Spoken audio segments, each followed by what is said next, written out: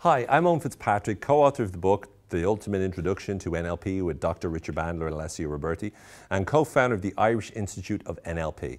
And in this video, I want to talk to you about NLP itself, and in particular, how you can start to do different things with your negative internal dialogue to change the way you feel. So the truth of the matter is that a lot of people ask me, what are the most important things I need to practice on myself in order for me to be able to change the way I feel on a regular basis? How can I start to take control over my beliefs and change my beliefs? How can I start to do good, effective work in the way in which I think? And to me, one of the most important things you can possibly do in the entire field of NLP is to learn to be able to change and adjust the way in which you communicate with yourself. You know, we make images in our mind, we talk to ourselves, and by doing so we create feelings. But I want to steer and focus exclusively on what you can do with your inner voice and allow you to be able to change the way you think or the way you talk to yourself so that you can change those feelings effectively. Whether you've got a experience with NLP, Neuro-linguistic programming, or whether you don't, I'm sure you'll find this is a very, very simple, a very, very clear video, or at least I've done my best to make sure that it is, so that you know exactly what you can immediately do right now to make a change to your internal dialogue. In total, there's going to be 5 different tips, 5 different tricks, 5 different suggestions. The first I want to talk to you about is changing the tone. Now, by changing the tone, I'm saying that most of the time when we talk to ourselves negatively, we have this negative tone of voice. We say, "You're such an idiot. That was so stupid. Oh, you're so, oh God, I can't believe you made that mistake again." Now, when you have that negative tone, the problem with that tone isn't just the negativity of it. The problem is the certainty of it. When you say nasty things to yourself, you tend to say them in quite a certain way or a certain voice. So you don't say, "I'm such an idiot." You say, "I'm such an idiot." You say it as if you're certain. So the key is to start to change that tone around, and by doing so, it takes a lot of the energy, negative energy, away from the particular idea or the concept or the suggestion. So if you were to say it, again, the standard way to change it in terms of NLP is to say in the Mickey Mouse tone of voice. So you would say, "You're such a stupid person." Or if you were doing it in the Donald Duck voice, and they're the typical ways that if you start to talk to yourself like that, inside, not outside. If you talk to yourself outside like that, people will think, there's something wrong with that person. So instead, you're talking to yourself on the inside differently like that. It changes the feelings. For me, I don't necessarily always use that. Sometimes I'll go way over the top. I'll make it over the top ridiculous. So for example, instead of saying, "You're so stupid, you're always making the same mistake," I'll say, "You're so stupid, you're always making the same mistakes." And by doing so, that allows me to mock and take away the certainty and take away the negative energy of that particular slogan. Because think about it, if you hear someone and they're going,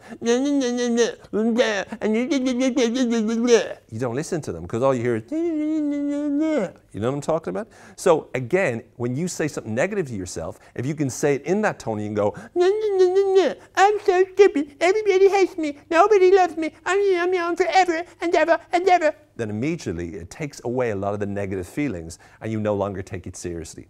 This is extraordinarily powerful. So what I'd suggest to you do is to notice and listen out for whenever you're talking negatively to yourself and start to then impersonate yourself and go, and say the same things in that tone of voice. When you do, you'll notice yourself feeling differently. Does that make sense? Again, make sure you do this when you're alone or definitely inside your head. Seriously. I don't want you to replicate the mistake I made. Next is to metamodel it. What do I mean by metamodel it? Well, for this, you might need a little bit of NLP basic understanding in order to do it. But metamodel it simply means that whenever you have a particular belief or a certain idea, you can use certain questions to challenge that particular belief. Certain questions which you can write out right now, which will be, "How do I know that's true?" Or questions like, "Who says that's true?" Or things like, "What do I mean by that?" Or "Compared to who or compared to what?" Or "How specifically?" "What specifically?" "Who specifically?" "When specifically?" "Where specifically?" Some of the specific questions. What stops you? What would happen if you could? How does that necessarily cause that or lead to that? How does that mean that? How do you equate those two things? By asking questions such as those, and again, you can replay the video and write down those questions if you don't have them, but by metamodeling or using those questions on your internal dialogue, it challenges the very core of the beliefs of the negative thinking. So in other words, if you're saying all these nasty things to yourself and you start to ask yourself, how do you know that's true? You start to see that you don't really have good evidence for it. When you start to say negative things, you say, who says that's true? Immediately now you're thinking, well, it's just an opinion, it's no longer a fact. Or you could challenge the generalization. You could say, always, is that always true? Is that never happened? Is there everybody acting like that? So if you say, nobody loves me, you could say, nobody loves you. By challenging the generalizations, by challenging the limiting beliefs inside there with your Metamodel questions, you're much more likely to actually get yourself to the point that the entire negative dialogue, by the way, you need to obviously write out your internal dialogue, like on a page in order to do this. I should have said that at the start. That would have been a better way. I'm such an idiot. I can't believe I made that mistake. Oh, what's this? What do I mean by stupid idiot? How do I know I'm a stupid idiot? Who says I'm a stupid idiot? You can't believe that you made a stupid mistake? What do you mean stupid mistake? Now you've just corrected it. So you get me? I'm using it. Anyway, you write out your internal dialogue, then you use the questions of the negative internal dialogue, then you use the questions of the Metamodel to challenge every single sentence, to attack the hell out of that, to explode it and kill it in a really, really effective and moral way. And you take apart the beliefs, challenging the beliefs, because what the Metamodel does is it sows seeds of doubt. And when you can sow seeds of doubt into your limiting beliefs, they start to become a little bit more uncertain. And when you're no longer sure you're a complete idiot, then you get to choose what you really want to become. So metamodeling it is a really, really cool skill to apply to your internal dialogue.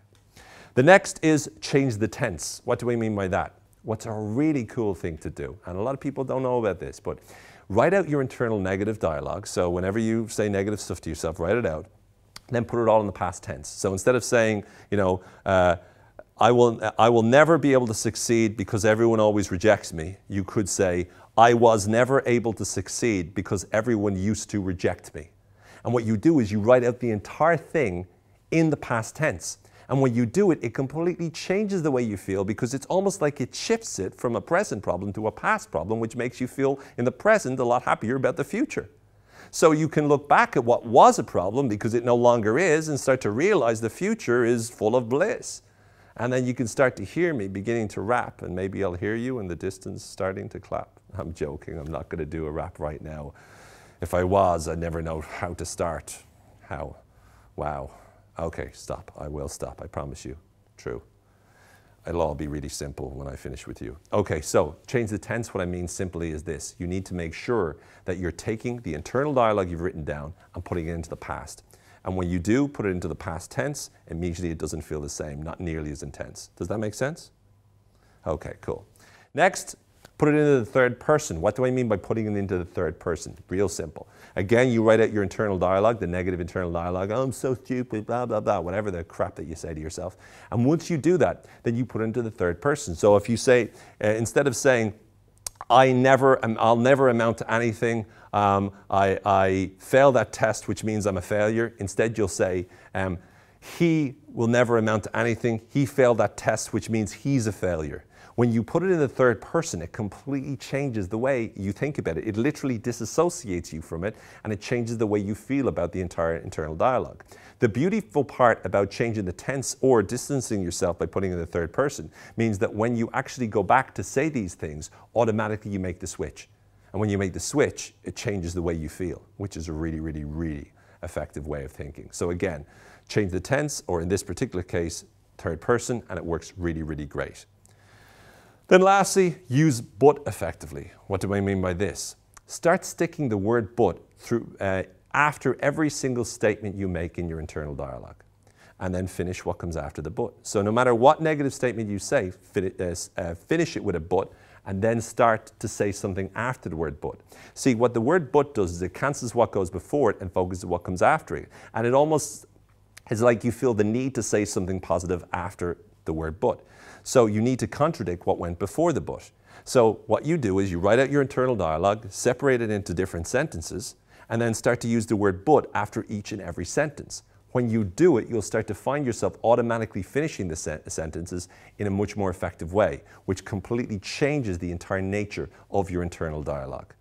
So, once again, these are the different things you can do. You can change the inner tone of your voice so that instead of saying things like, in a really negative certain way, like, you're such a mess, you can say, you're such a mess, so you don't take yourself so seriously. Next, you can metamodel. your internal dialogue. So instead of saying, you're such a mess, how do you know you're a mess? Who says you're a mess? What do you mean by mess? You're always a mess, everywhere a mess, huh? Obviously not with that weird tone of voice, but you metamodel it. Next is you change the past tense. You were a mess, or you were such a mess, or I was such a mess. By changing it like that, changes the feeling. Or you can put it in the third person. He is such a mess. Or you can do the past tense and the third person. He was such a mess. Or you can metamodel it and do the past tense and do the third person. He was such a mess. Who was such a mess? How specifically? How do you know he was a mess? What do you mean by a mess? What did you mean by a mess? And so forth. And lastly, the word but. He was such a mess. Or let's go back to the original. I'm such a mess, but I'm really fantastic in so many ways. I'm so ridiculously good looking and so smart and so great. So immediately you're taking the word but and you're cancelling what came before it and adding it. Now, if you add all of those together, it's very confusing. No, if you add all of those together, it's really, really powerful.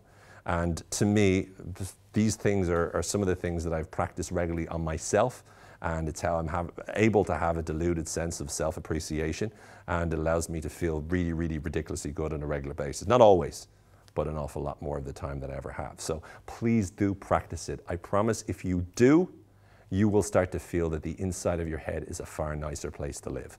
Again, it's a very, very short set of skills or set of steps, but I promise you it'll make a big difference to the way you think and the way you feel. I really hope it's been of value for you and to you. For more information, you can check out the book I wrote with Dr. Richard Bandler and Sir Richard Branson called The Ultimate Introduction to NLP.